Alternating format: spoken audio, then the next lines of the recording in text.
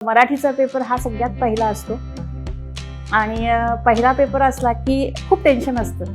पण पालकांनी सतत बर्डन केलं, दडपण टाकलं का ती मुलं सुद्धा विचलित होतात आणि चंचल होतात. तिथे आपल्याला पर्यायी प्रश्न जास्त नाहीत, अखंड पेपर आपल्याला सोडवायचा असतो.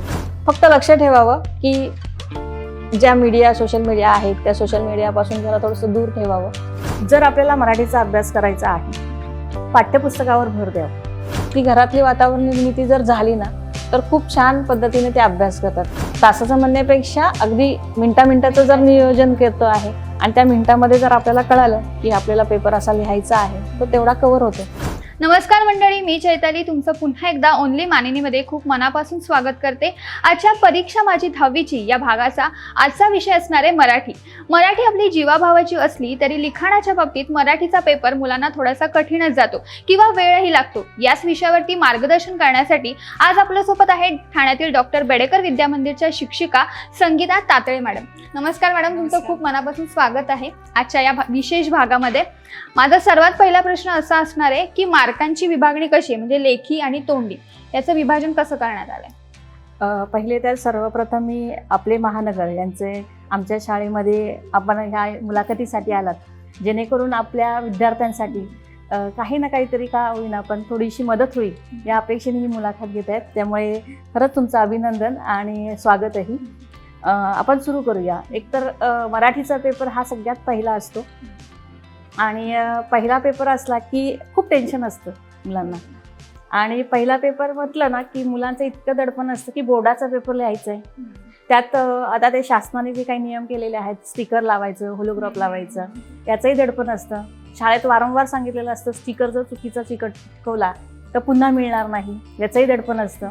पण शासनाने बऱ्याचशा गोष्टी आपल्याला दिलेल्या आहेत, म्हणजे अर्धा तास आधी जास्त दिलेला आहे की जेणेकरून व्यवस्थित स्टिकर लावला जाईल.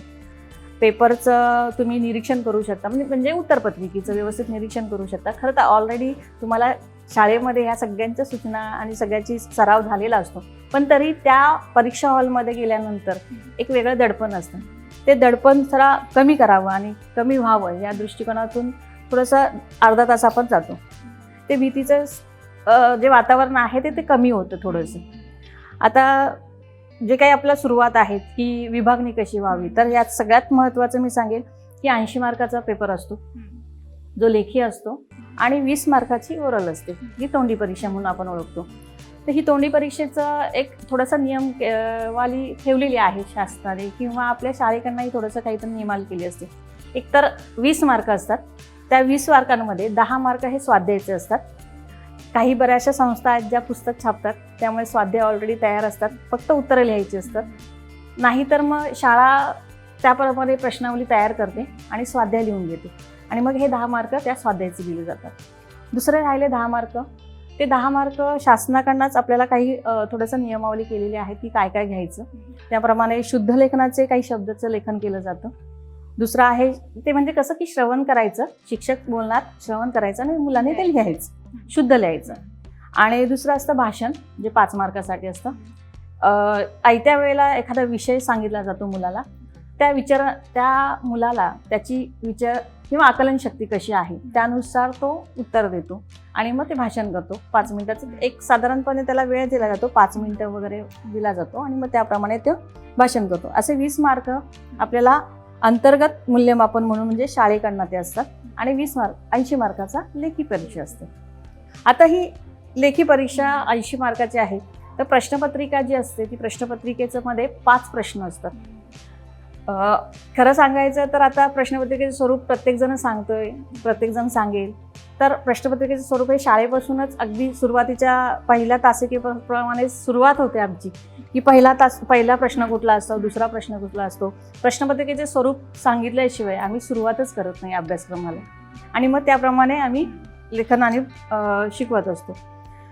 सगळ्यात महत्त्वाचं पहिले म्हणजे काय की जर आपल्याला मराठीचा अभ्यास करायचा आहे, पाठ्यपुस्तकावर भर द्यावं आणि या पाठ्यपुस्तकामध्ये किती धडे आहेत आणि किती कविता आहेत याचं सगळ्याचं कॅल्क्युलेशन करून म्हणजे विभागणी आपल्या लक्षात आली पाहिजे. कारण संपूर्ण पुस्तक असतं, या संपूर्ण पुस्तकामध्ये आपल्याला किती धडे आहेत आणि किती कविता आहेत.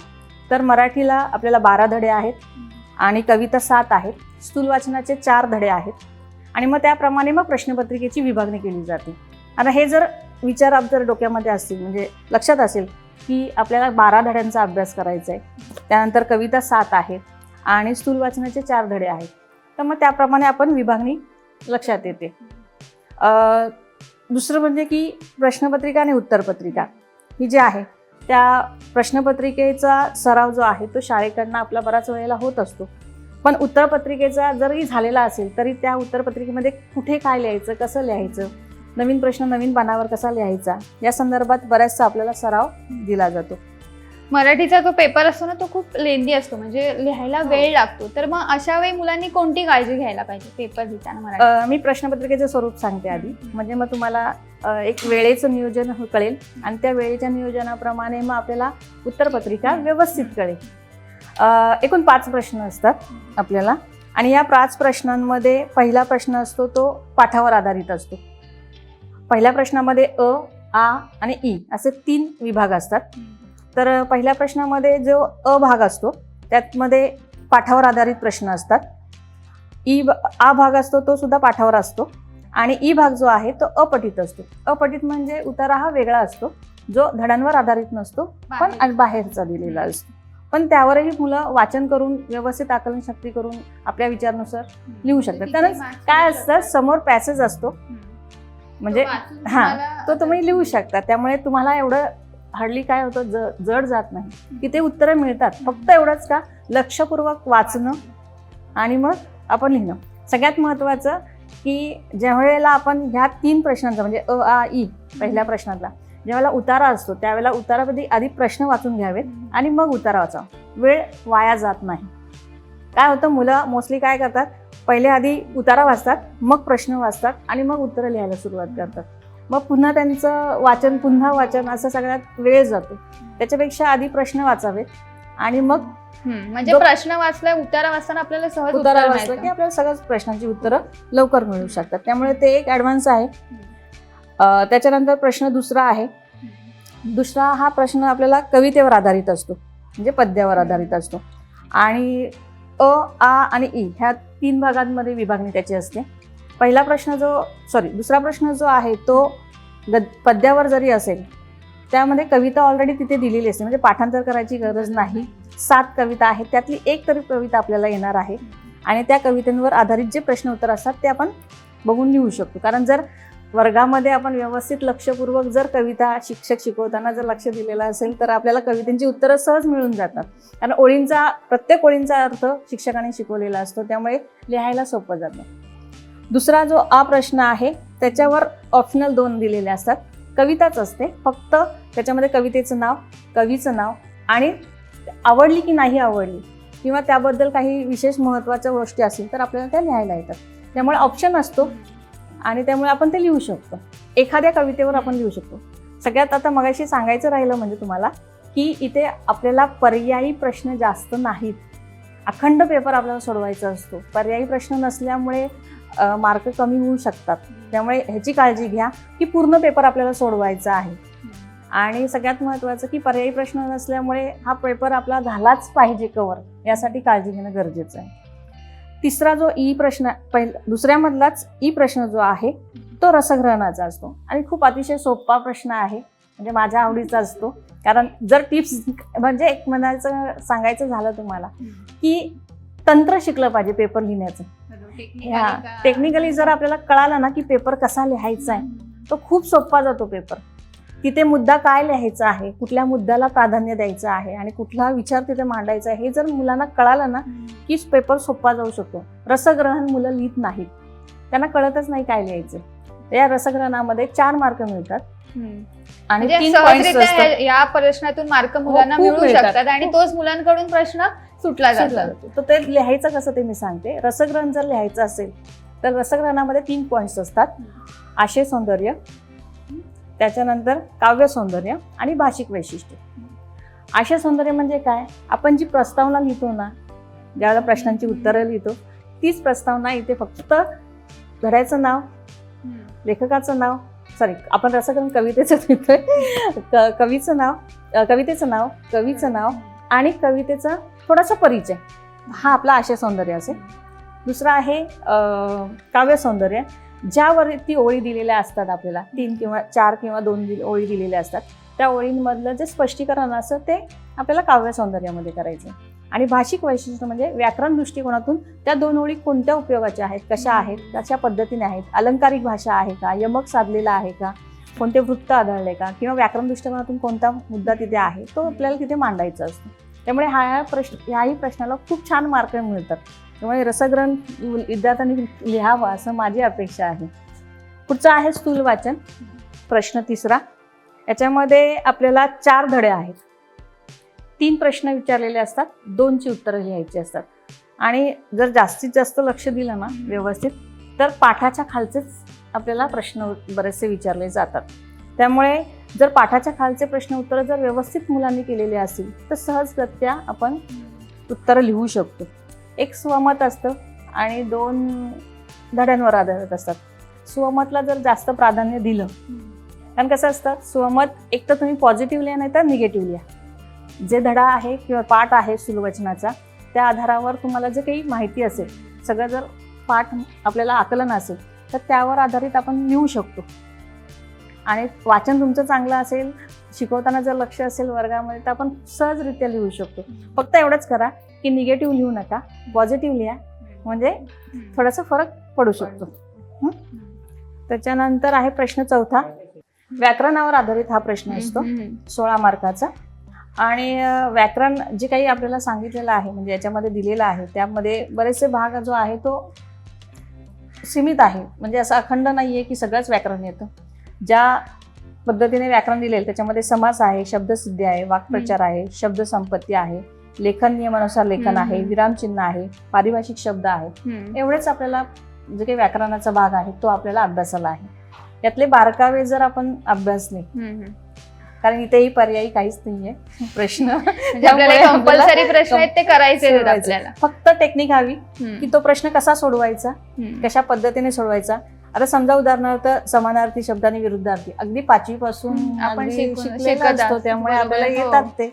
आणि बाकीचे प्रश्न जे आहेत म्हणजे विरामचिन्ह आहेत किंवा इतर जे आहेत, टेक्निकली जर व्यवस्थित अभ्यास केला तुम्ही की काय विचारलेलं आणि आपल्याला काय सांगायचं आहे तर व्यवस्थित आपण व्याकरण सुद्धा लिहू शकतो. त्यानंतर आहे 5वा प्रश्न जो आहे पत्रलेखन, जाहिरात लेखन, बातमी लेखन, कथा लेखन आणि निबंध लेखन. मग 5व्या प्रश्नामध्ये सुद्धा 3 भागांमध्ये विभागणी केलेली आहे, अ, आ आणि ए. अ प्रश्नामध्ये जो आहे ते पत्रलेखन आहे आणि सारांश लेखन आहे. तर मी सगळ्यात जास्त पत्रलेखनाला प्राधान्य देईन की सारांश लेखन बरेचशा मुलांचं काय होतं की लिखाण होत नाही व्यवस्थित, वाचनही पटकन होत नाही, कारण शेवटचा प्रश्न असतो आणि त्या शेवटच्या प्रश्नामध्ये वेळ झालेला असतो मुलांना. मग काही लिहितात, फक्त काय करतात पॅसेज मधले 2-4 ओळी घेतात आणि लिहून काढतात, तर मग त्याच्यामध्ये मार्क मिळत नाही. खरं तर अगदी शॉर्टकटली 1/3 काढायचा असतो त्या पॅसेजमधून, तो 1/3 त्यांच्याकडनं लिहिला जात नाही. त्यामुळे मला असं वाटतं की जर मार्क व्यवस्थित हवे असेल तर पॅटर्न प्रमाणे जर व्यवस्थित लिहिलं तर पत्रलेखनामध्ये खूप छान मार्क मिळू शकतात. कारण त्याचा पॅटर्न असतो ना, मुद्दा आता समजा दोन विभागामध्ये आपल्याला पत्रलेखन असतं, एक औपचारिक असतं आणि एक अनौपचारिक असतं. औपचारिक म्हणजे मागणी पत्र आणि विनंती पत्र, अनौपचारिक म्हणजे कौटुंबिक पत्र वगैरे असतं. त्याचा पॅटर्न समजा आपल्याला काय, तर समजा औपचारिक आहे, मागणी पत्र आहे किंवा विनंती पत्र आहे, तर सुरुवातीला दिनांक व्यवस्थित लिहिणं. सगळ्यात महत्वाचं की प्रश्न कशा पद्धतीने तोही जाणून घेतला पाहिजे, की वरती आपल्याला सर्व माहिती दिलेली असते, म्हणजे नावासकट, पत्त्यांसकट सगळी, किंवा प्रश्न काय विचारायचं किंवा काय आहे ते सगळं दिलेलं असतं. त्यामुळे आपल्याला फक्त पॅटर्न व्यवस्थित माहिती पाहिजे. दिनांक लिहायचं, ज्याला पत्र पाठवायचंय तो प्रती असतो, त्याचा पत्ता कुठला आहे तो बघायचा आणि व्यवस्थित लिहायचा. त्यानंतर मायना असतो, मायनालाही आदरयुक्त अशा काही भाषा आहे, ती अलंकारिक भाषा जी आहे ती वापरायची व्यवस्थित. त्यानंतर मुख्य मजकूर असतो, हा मुख्य मजकूर शक्यतो आपण 2 पॅरेग्राफमध्ये किंवा 3 पॅरेग्राफमध्ये लिहिला तर एवढा छान वाटतो की व्यवस्थित आपली भाषाही होते आणि आपला विषयही तिथे मांडून होतो. आणि शेवट करताना शेवट आणि पत्ता, पण पत्ता लिहिताना सगळ्यात महत्त्वाचं ईमेल आणि फोन नंबर हा आवर्जून तिथे लिहायचं असतो. त्याचेही मार्क त्याच्यात ग्राह्य धरले जातात. त्यामुळे पूर्णविराम, स्वल्पविराम ज्या ज्या ठिकाणी आहेत नमूद केलेले असतात ते सगळं व्यवस्थित आपण जर लेखन केलं तर पत्रलेखनाचे मार्क सुद्धा जे आहेत 6 6 पैकी 6 सुद्धा देतात. मराठीच्या पेपरमध्ये 6 पैकी 6 म्हणजे मिळू का- शकतात. मिळू शकतात. हम्म. पण असं आहे की व्यवस्थित लिखाण आपलं पाहिजे. हम्म. स्वल्पविराम, पूर्णविराम आणि पॅटर्न प्रमाणे जर आपण व्यवस्थित पत्रलेखन हम्म. केलं तर आपल्याला मिळू शकतात. हम्म. पुढचा आ प्रश्न आहे जाहिरात लेखन, बातमी लेखन, कथा लेखन. जाहिरात लेखनमध्ये मुलं काय करतात की जसं एखाद्या दुकानाची जाहिरात आपल्यापर्यंत आल्यानंतर ते चित्र कसे लावलेले असतात, आपल्याला असं वाटतं जाहिरात म्हणजे तशीच असते, चित्रच काढणं. तर चित्र न काढता जास्तीत जास्त लेखन किती होईल. आणि पेनाचा वापर करायला सांगितलं. सुरुवातीला पेपर सूचना दिलेलीच आहे की हम्म. आकृत्या जर काढायच्या झाल्या तर पेनाचा वापर केला तरी चालेल. त्यामुळे पेनाने आकृत्या काढा, पण खूप जास्त आकृत्या न काढता लिखाणावर जास्त भर द्यावा. सुरुवातीला अलंकारिक भाषेमध्ये आपल्याकडे जाहिरात मध्ये आकर्षित होतील अशी अलंकारिक भाषेत 2 ओळी असाव्यात. आपल्या दुकानाचं नाव असावं व्यवस्थित, त्यानंतर वैशिष्ट्य असावे, शेवटला आपला पत्ता व्यवस्थित लिहिलेला असावा आणि शेवटही असा अलंकारिक शब्दांमध्ये करायचा की एखादा ग्राहक आपल्यापर्यंत आलाच पाहिजे अशी जाहिरात आपण तयार करावी. आणि एखादं चित्र काढलं तर चालेल. कसं असतं, मुलांना चित्राचं जास्त आकर्षण असतं, त्यावेळेला असं वाटतं मुलांना की चित्र काढली की खूप छान वाटतं. त्यामुळे ते चित्रही एखादं काढलं तरी चालेल, पण जास्त काढू नका, वेळ वाया जातो. त्याच्यापेक्षा आपलं लिखाण वैशिष्ट्य आणि आकर्षक बनवण्यासाठी प्रयत्न करा. दुसरं आहे बातमी लेखन. या बातमी लेखनामध्ये सुद्धा हेडिंग महत्त्वाचे आहे, ठिकाण महत्त्वाचं आहे. आमच्या प्रतिनिधींकडून असा शब्द सुद्धा महत्त्वाचा आहे तिथे हेडिंग टाकल्यानंतर, कारण ती बातमी होतीये. त्यानंतर ठिकाण माहिती पाहिजे, दिनांक लिहायची. आणि आपला 3 पॅसेजमध्ये साधारणपणे एका पॅसेजमध्ये 4 ओळी होती. अशा पद्धतीने आपला जर बातमी लेखन असेल तर बातमी लेखन सुद्धा सुंदर पद्धतीने होऊ शकतं. कथालेखनाला पॉईंट्स दिलेले असतात, त्यामुळे ती कथा आपण बनवायची असते. विद्यार्थी आपले आहेतच काल्पनिक विचारांमध्ये जाणारे, त्यामुळे कथालेखन त्यांना सोपं जातं. बऱ्याच वेळेला नसेल जात तर पॉईंट्स वाचा आणि कथा तयार करा, आणि ती कथा तयार केल्यानंतर आपण ती मांडू शकतो. आताच मॅम तुम्ही बोललात की बातमी लेखन, जाहिरात लेखन आणि कथा लेखन यातला सर्वात सोपा पर्याय मुलांसाठी नाही. कसं आहे माहितीये का की जाहिरात लेखन, बातमी लेखन, कथा लेखन हे त्या विद्यार्थ्यावर डिपेंड आहे. अच्छा. त्याची आकलन शक्ती कशी आहे आपण नाही सांगू शकत सध्या. त्यामुळे त्याच्या आकलन शक्तीप्रमाणे त्याने थोडंसं आधीच थोडंसं प्रिपेअर राहायचं की मला हेच प्रश्न सोडवायचे. जाहिरात लेखन तरी करायचं, म्हणजे मला जर कथा लेखन सोपं वाटत असेल तर मी कथाच लेखन करेन. आणि मला जर वाटते की जाहिरात लेखन मी चांगल्या उत्तम रीतीने मांडू शकतो तर मी त्याचं लेखन करेन. नाही तर बातमी लेखन समजा विषय आवडीचा आहे आणि त्या विषयावर बातमी लेखन करायचं तर मी लिहू शकते. फक्त एवढंच का, बातमी लेखन करताना तारखेवर लक्ष ठेवावे. समजा आता उदाहरणार्थ असं सांगेल की 15 ऑगस्ट स्वातंत्र्य दिनाचा महोत्सव साजरा झाला, त्याबाबत आपण बातमी तयार करतोय. आता 15 ऑगस्ट म्हणजे ऑगस्ट महिन्यात झालेला आणि आपला पेपर असतो मार्च किंवा फेब्रुवारीमध्ये, आणि आपण तारीख टाकतो आत्ताची. कार्यक्रम झालेला आहे ऑगस्ट मध्ये, तर तसं नको व्हायला. ज्या तारखाही आपल्याला माहिती पाहिजे, जी घटना ज्या वेळेला झालेली असेल त्यावेळेला त्यानंतरचा दुसरा दिवस आपण धरतो, कारण आपल्या बातमी प्रतिनिधींकडून बातमी ही दुसऱ्या दिवशी पब्लिश होते. त्यामुळे ती लक्षात ठेवायची की साधारणपणे तारखेवर सुद्धा व्यवस्थित लिखाण करायचं. सगळ्यात महत्त्वाचं तर मी म्हणेल की पाठांतर जे आहे ते पाठांतरावर भर देत आहेत. ह्या सगळ्या गोष्टी महत्त्वाच्या आहेतच, पण धड्यांवर आधारित जे काही पाठांतर आहे ते करत असताना तुम्हाला कोणता पॅसेज येणार ते माहीत नाही, बरोबर.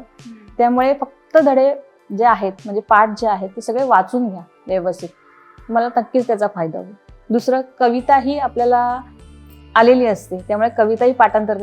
पूर्वी कसं असायचं, कविता पाठ करायचं आणि मग प्रश्नांची उत्तरं लिहायची आणि मग त्यांना ते काय आठवायचं नाही.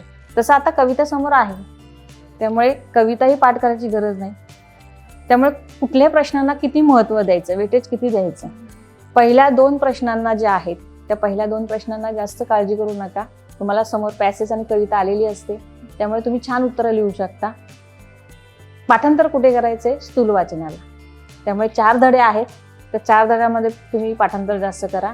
आणि जे काही 100 मार्क 80 मार्कांचं जे काही डिवायडेशन आहे, विभागणी आहे, त्यातले पहिले 2 प्रश्न जे आहेत ते 34 मार्काचे, आणि जे काही 3रा, 4था आणि 5वा प्रश्न आहे जे एक स्थूल वाचनाचा आणि एक उपयोजित लेखनाचे पुढचे आहेत ते जवळजवळ 46 मार्काचे आहे.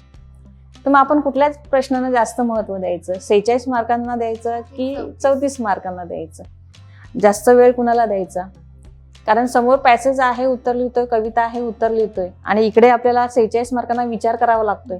तर 46 मार्क मिळवण्यासाठी आपल्याला वेळ कसा द्यायचा आणि 46 मार्क कसे मिळवायचे हे महत्वाचं आहे. त्यामुळे 46 मार्कांसुद्धा लक्ष देणं फार गरजेचं आहे. प्रश्नपत्रिकेचं स्वरूप मॅम तुम्ही मस्त थोडक्यात सांगितलं आम्हाला. माझा पुढचा प्रश्न असा आहे की अनेक मुलांना निबंध पहिला लिहितात, म्हणजे निबंध पेपर चाळतात काय आलं आणि काय नाही, आणि पटकन निबंध निवडतात आणि लिहायला सुरुवात करतात, आणि अशामध्ये बाकीचा पेपर मात्र राहून जातो. तर पेपर लिखाणाची सिक्वेन्स कशी असायला पाहिजे? नाही, मी तर म्हणेल की सगळ्या पेपर लिखाणाची सिक्वेन्स कशी असली पाहिजे, तर पहिल्या प्रश्नापासून शेवटच्या प्रश्नापर्यंत असंच लिखाण करावं. कारण भीती राहत नाही, कारण पॅसेज असतो समोर आधी, त्यामुळे उत्तरं लिहायला सोपी जातात. आणि निबंध लिखाण करताना थोडासा विचार करायला वेळ जातो, त्यामुळे खूप वेळ जातो. मी सगळ्यात महत्वाचं म्हणेल की जर तुम्हाला ह्या गोष्टी लिखाण होत नाही आणि वेळ जातोय, तर वेळ कसा मॅनेज करावा. सगळ्यात महत्वाचं की आपलं नियोजन असलं पाहिजे, खूप सारं नियोजन असलं पाहिजे. कारण पहिला पेपर आहे आणि दडपण आहे, मराठीचा पेपर आहे, आपण रोज बोलतो, पण मराठीचा पेपर असल्यावर आपण लिहू असं मुलांचा समज असतो, पण तसं होत नाही. आणि मग काय होतं की पहिला पेपर थोडासा राहिला की त्याचा सगळा परिणाम पाठीमागच्या पेपरमध्ये होतो. म्हणजे इंग्लिशला, हिंदीला, संस्कृतला, असं सगळ्या गोष्टींवर त्याचा परिणाम होतो. कारण येत असून आपण पेपर लिहिला नाही याचं दुःख मनामध्ये सारखं आठवत राहतं. अभ्यास करताना आणि सगळ्या गोष्टींमध्ये विचार येतो की हा बाबा माझा पेपर राहिला, आता मला कमी मार्क मिळतील, आणि मग मागच्या पेपरवर सगळा परिणाम होतो.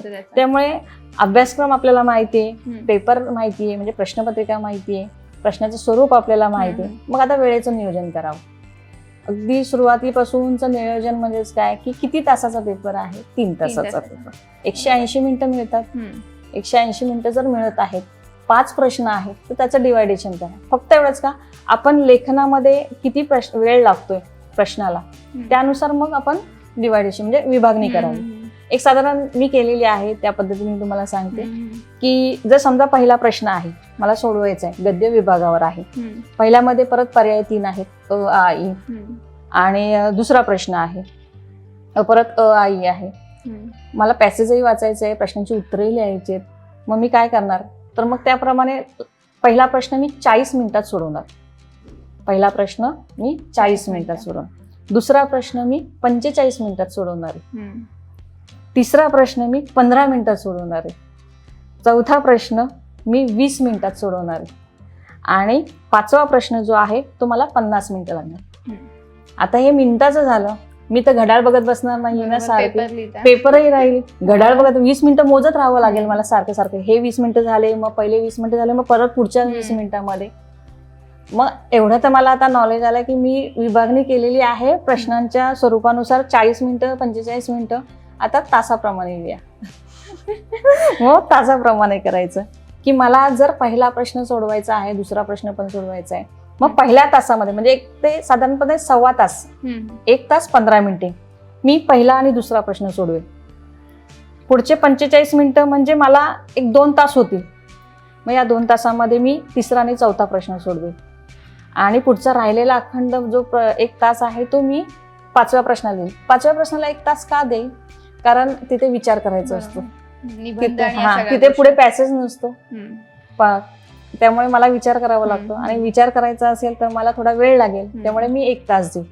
आणि मग हा 1 तास मी ज्यावेळेला देईल त्यावेळेला माझा व्यवसाय म्हणजे जो आहे पेपर तो व्यवस्थित पूर्ण होईल. पण असं पण आहे, थोडंसं 10 मिनिटं आपण एक्स्ट्रा ठेवावी. मी हे सगळं 1 तास, 45 मिनिटं, 20 मिनिटं सगळी सांगितली, पण 10 मिनिटं ठेवावीत. कारण पुरवणी बांधायची असते, पुरवणीवर नंबर लिहायचे असतात.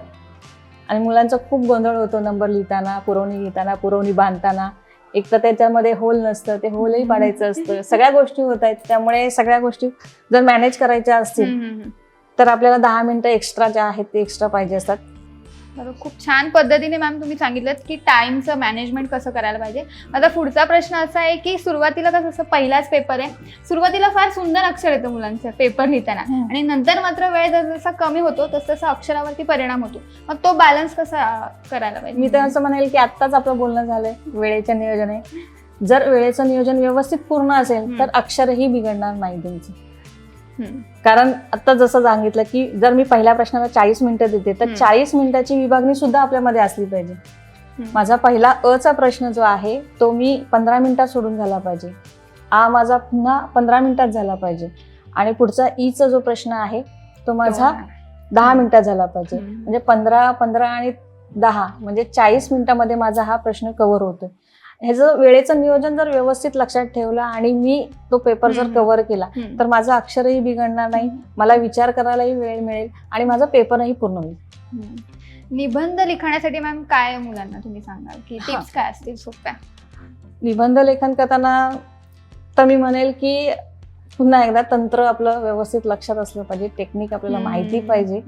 जर निबंध लेखन करताना सोपं जातं. एक तर निबंध फक्त एकच शेवटला आहे, प्रश्न 5व्या मधला इथलाच प्रश्न फक्त निबंध लेखनाचा आहे. आणि बोर्डाच्या पेपरमध्ये आता इतकी सोय आहे आपल्या मुलांसाठी की त्यांना ना साधारणपणे त्यांना ऑप्शन दिलेले असतात, म्हणजे पॉइंट्स दिलेले असतात त्या निबंधाचे बरेचसे. त्यामुळे पॉइंट्स नुसार फक्त कव्हर करायचे की तो पॉइंट्स त्यामध्ये मांडायचं आला पाहिजे. किंवा त्याचे विचार जे आहे ते की प्रश्न जो आहे निबंधाचा विषय त्या विषयानुसार मुद्दा जो आहे त्या मुद्द्याला फक्त कव्हर करायचं.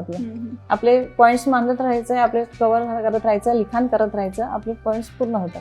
पण समजा आता झालं की निबंध लेखन आहे, समजा प्रसंग लेखन आहे. 2 पद्धतीने प्रसंग लेखन. एकदा तर असंच फक्त विषय येतो आणि दुसरा असतं की साधारणपणे तो प्रसंग दिलेला असतो आणि त्यावर मुद्दे दिलेले असतात.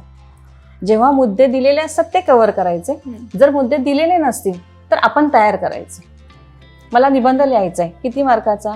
8 गुणांचा निबंध लिहायचा. मला 8 गुण म्हणजे खूप लिहावं लागणार. म्हणजे मला तर साधारण वाटते की 1.5 तरी पान किंवा 2 तरी पान माझं झाले पाहिजे. मग मी माझ्या मुलांना सांगते की साधारणपणे कसं लिखाण करायचं. प्रसंग लेखनापेक्षा मी दुसरा विषय घेते आत्मकथनाचा. आत्मकथन म्हणजे काय आहे की तो व्यक्ती स्वतः बोलतोय असं नाही की सजीव असो अगर निर्जीव असो, ती वस्तू स्वतः बोलते असं सांगतो. मग आता समजा मी बेंच बोलतोय, हा विषय आहे, हे काल्पनिक आहे. मग त्याच्यावर काल्पनिक जरी असेल तर तो विषय बेंच काही बोलणार नाही, पण आता त्या बेंचच्या व्यथा ज्या आहेत त्या मला मांडायच्यात. मला मुद्दे काहीच दिलेले नाहीत, आता काय लिहू? मग आता लिहायचं असेल तर मी मुद्दे तयार करेन ऑलरेडी. 1 मिनिटं लागतो आपल्याला मुद्दे तयार करायला किंवा 2 मिनिटं लागतात. ते मुद्दे कसे तयार करायचे? मग आत्मकथन लिहायचं म्हणजे तो व्यक्ती स्वतः बोलते. मग त्याचं पहिल्या स्टार्टिंगला 3 ते 4 मुद्दे मी मुलांना सांगून ठेवलेले, विद्यार्थ्यांना सांगितलेले असतात की एक तर सगळ्यात पहिल्यात मुद्दा सांगायचा की त्याचं महत्त्व सांगायचं, मग त्याच्यातला असणारा फायदा सांगायचा, मग त्याच्यातला असणारा तोटा सांगायचा, आणि मग आजच्या युगामध्ये कसा समन्वय साधला जाईल त्या गोष्टीतून ते सांगायचं. फक्त ती व्यक्ती स्वतः बोलते असं सांगायचं. म्हणजे बेंच कसा तयार झाल्यापासून ते त्याचं महत्त्व कसं वाढलं आणि कसा तो तयार होऊन कुठल्या ठिकाणी गेला आणि मग काय झालं हे सगळं तो सांगू शकतो. फायदे सांगू शकतो, तोटे सांगू शकतो. आणि आजच्या युगामध्ये त्याचा समज म्हणजे आपल्या शारीरिक दृष्टिकोनातून बेंचवर का बसणं गरजेचं आहे, आरोग्याला किती लाभदायक आहे हे आपल्याला तिथे मांडता येतं. म्हणजे पॉइंट्स जर तयार केले तर आपण सहज लिखाण करू शकतो. व्याकरण मॅम आपल्याला 5वी पासूनच असतं, पण आता महिनाभरात मुलांनी व्याकरणावरती कसा भर दिला पाहिजे? पाठावर आधारित जे काही व्याकरण असतं, आपलं वाचन आहे, त्या वाचनामध्ये बरेचसे प्रश्न जे काही शब्द आहेत ते वारंवार आलेले असतात. त्यामुळे त्या शब्दांचा परिचय आपण जर चांगला करून घेतला, तेच जे काही उदाहरणं असतात त्या उदाहरणांचा सुद्धा परिचय चांगला करून घेतला तर व्याकरण सुद्धा सोपं जातं. फक्त वाचन हवं. सगळ्या म्हणजे लँग्वेजच्या ज्या काही विषय आहेत ते विषयां सगळ्यांमध्ये वाचन खूप महत्वाचं आहे. आणि वाचन जेवढं जास्त असेल तेवढं शुद्ध लेखन होईल, जास्त लिखाण आपल्याकडनं केलं जाईल आणि मार्कही चांगले मिळतील आपल्याला. लिखाणाची प्रॅक्टिस कशी करायला पाहिजे? म्हणजे 3 तासाचा पेपर मुलांनी कसा सोडवायचा, म्हणजे काय करायला पाहिजे? म्हणजे 3 तासात माझा पेपर सोडवूनच होईल, यासाठी महिनाभरासाठी तुम्ही काही टिप्स देऊ शकता का? महिन्याभरासाठी म्हटलं तर असंच आहे की आधीच्या ज्या काही बोर्डाच्या एक्झाम झालेल्या आहेत त्याच्या प्रश्नपत्रिकांचा सराव करावा, वेळेचं पुन्हा नियोजन करावं आणि त्या वेळेमध्येच पेपर सोडवावा. म्हणजे वेळेत सोडवला ना की आपल्याला ते एक बंधन लागतं की हा मला एवढाच पेपर एवढ्या ह्याच्यामध्ये सोडवायचा आहे. आणि तासाचं नियोजन तर आपण करतोच आहे. त्यामुळे तासाचं म्हणण्यापेक्षा अगदी मिनिटाचं जर नियोजन करतो आहे आणि त्या मिनिटामध्ये जर आपल्याला कळालं की आपल्याला पेपर असा लिहायचा आहे तर तेवढा कव्हर होतो. आणि कुठेही पेपर होणार नाही असं नाही, पूर्ण पेपर लिहून होईल जर वेळेचं नियोजन आणि आपला अभ्यास आणि लक्ष आणि वाचन. बरोबर. सर्वात शेवटचा प्रश्न मॅम, की पालकांनी मुलांची कशी काळजी घेतली पाहिजे? कारण काय होतं, आता महिना झालाय, पालकांनाही प्रेशर येतं, मुलांनाही प्रेशर येतं, तर अशा पालकांसाठी आणि मुलांसाठी तुम्ही काय सांगा? एक तर म्हणजे की पालकांनी तो मुलगा त्याचा अभ्यास जो आहे तो जसा करतोय ना तसा त्याला करून देईल. आणि फक्त लक्ष ठेवावं की ज्या मीडिया, सोशल मीडिया आहेत त्या सोशल मीडियापासून जरा थोडंसं दूर ठेवावं आणि त्याला जास्तीत जास्त अभ्यास करण्यासाठी कसं प्रवृत्त करता येईल, वातावरण कसं निर्मिती करता येईल घरातील, ती घरातली वातावरण निर्मिती जर झाली ना तर खूप छान पद्धतीने ते अभ्यास करतात.